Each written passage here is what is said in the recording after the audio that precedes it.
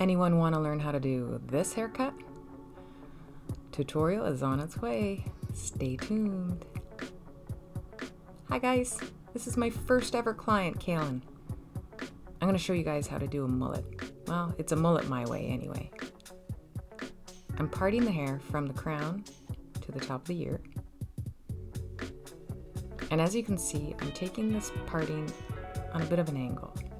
It's going to allow Kaylin to wear her hair either as a shag, or if she wants to, she can also wear it as a mullet. I'm dry cutting, so I'm using a bit of leave-in conditioner. One of my favorites is from Aveda, Nutriplenish. This will avoid any static that our Canadian winters like to throw at us, especially fine hair clients. The sectioning that I'm doing in through the front is basically just respecting the natural sectioning of the hair. If you really look, your hair will naturally part in 3 sections around the front. So I'm working with those sections in order to create the framing of the mullet. Kaylin's hairline is very fine. So when I lift the hair like this and slide cut through, I am giving her finer hairs a bit of a refresh. I'm taking them a little bit shorter, allowing that hair to fall on top so that these layers, even though they are going to be shorter, they'll have a little bit of weight to them. Makes them a little easier to style. You don't want it too wispy. You want to be able to see the shape when the hair is as fine as this. I'm kind of eyeballing the length. I know where I want to be, but I also know that I like to customize my cuts a lot, so I will be reducing the length with customization as I go. By lifting the hair and layering from top to bottom, as you can see, I've lost more length and I've created more pieciness. I always make sure when I'm razor cutting, or if I'm dry cutting, point cutting, anytime I'm using any sort of texture cutting, that I check my perimeter, make sure that it's strong enough. You can really go into the guts of the haircut a little bit too much, and by double checking that perimeter and doing a little bit of precision cutting in the perimeter, it really shows off the shape. Later on in the cut, I'm going to be going into this section even more, but you can see I'm kind of carving in layers from top to bottom.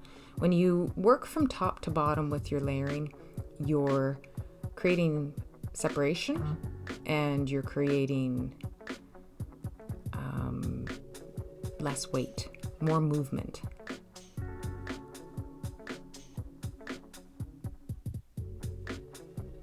I really had to edit this video down. I think the actual cut took me about 1 hour and 15 minutes. Nobody wants to sit through that. So this gives you guys an idea of how particular I can be with customization. I like to see how the hair is responding to each and every technique that I use.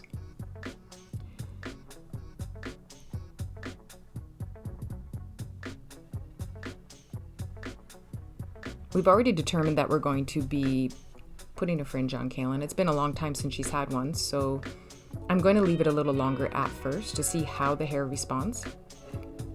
A lot of the times, if the root of the hair is not used to a lighter weight, it will jump up, especially if you have a strong hair growth pattern.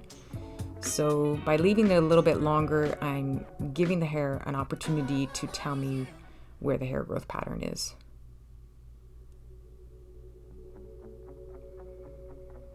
Kaylin doesn't have a lot of natural curl in her hair. This is her natural texture. Therefore, I don't really have to worry about strong hair growth patterns. There's no cowlicks. The only thing that you will notice as I'm cutting here, she's usually parts her hair in the middle, so the hair tends to want to go that way anyway. Yes, we love a good curl and bang, don't we?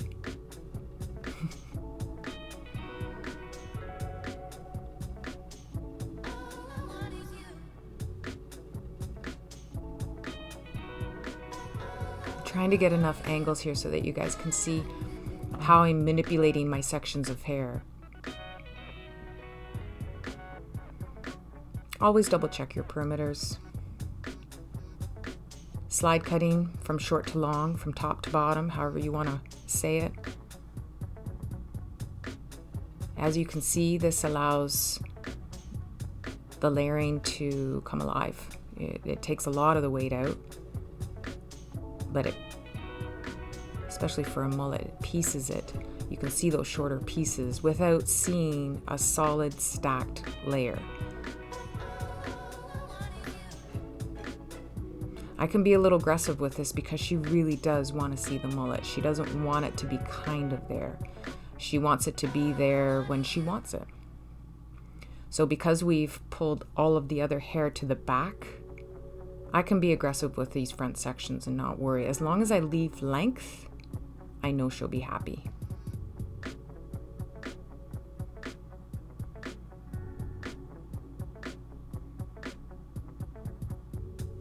Even though I'm freehanding a lot of the cut, you can see how I'm over directing the hair.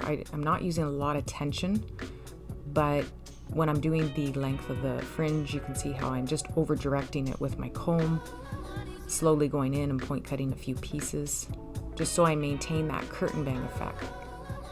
Now I've pulled all the hair from the back to the front, and this is where we have our shag. And all I'm really doing is cleaning up all the layering that was existing before. I'm connecting a bit of the fringe length to the top length, and then again pulling all the hair forward and strengthening the perimeter of the shag.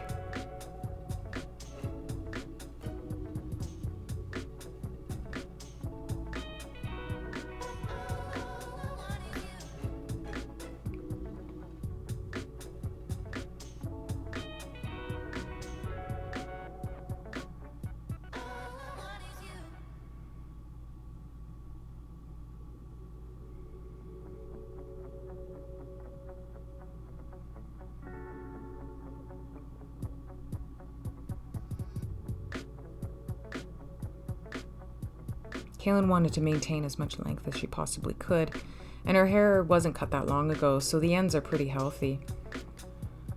But after I've gone through and I've connected the back to the front, I want to pull that undercut back out again. And now I'm going to go in and make it even shorter. If I carve out around the face a little bit, I want to be sure that where the hair naturally wants to part in her temple area, I pull that out of the way so I don't lose my curtain bang.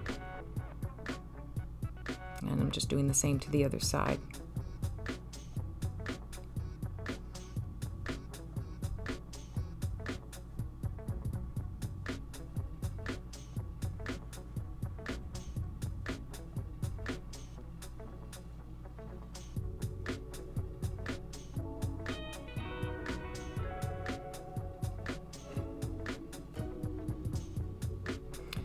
Pulling the hair from the back to the front again and cleaning up the perimeter and doing the same to the back.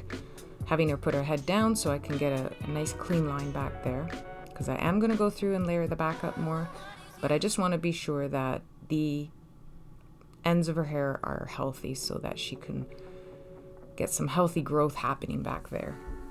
Right now I'm basically using the spoke wheel pattern to connect the layers from the top to the back. I'm lifting my sections straight up to maintain my length, but connect the dots for the layering.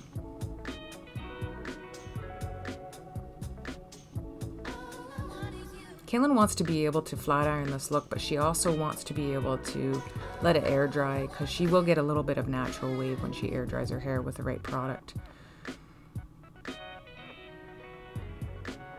Dry cutting, I find, is really nice when you are using a straight iron. You don't see all the lines with the dry cutting. You get a shaggier type of feel.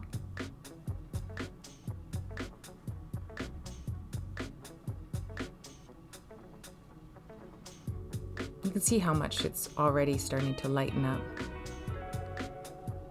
The nice thing with shags is you can go in there right to the root. You don't really have to worry. As long as you're working with the way the hair is falling, you're not going to create too many crazy short pieces. Again, she just has that type of hair where I can do this without having to worry about pieces sticking straight up. If her hair was really thick and poke her straight, I might have to be a little more careful here.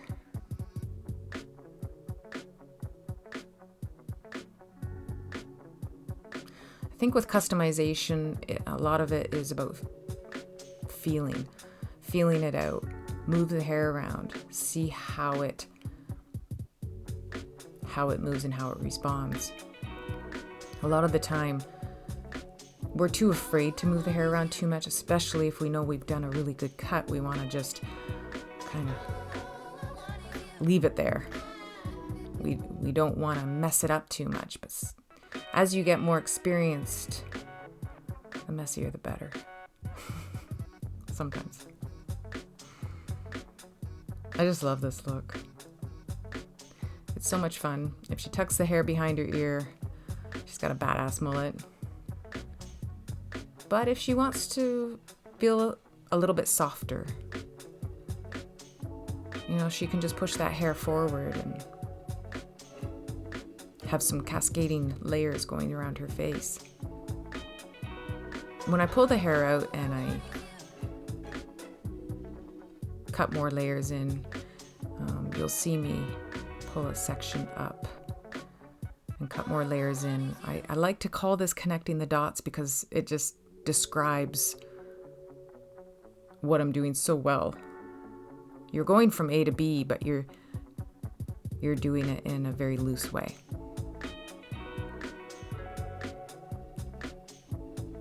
I hope you guys like this. I know I don't have the best terminology, but I'll tell you I love what I do. If you have any questions, please put it in the comments section. I'd love to answer them.